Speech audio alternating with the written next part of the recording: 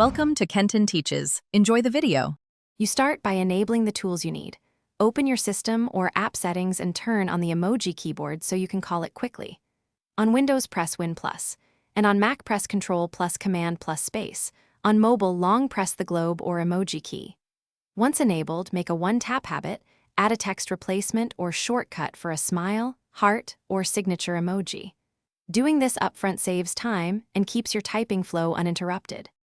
Once you can open the picker, search and refine, type words like laugh or pizza to jump straight to the icon you want, and use category tabs if you prefer browsing.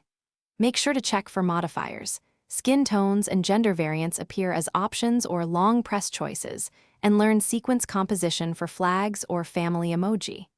If an app doesn't insert directly, copy the emoji from the picker and paste it. This ensures compatibility across platforms and keeps your message styling intact. To finish, insert the emoji where you type. Press or click the chosen icon, or use your shortcut, then rely on favorites and recents to repeat faster.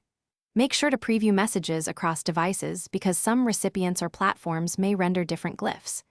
If an emoji fails to appear or shows as a blank box, update your operating system or font support, and if needed, use a small PNG or image as a fallback.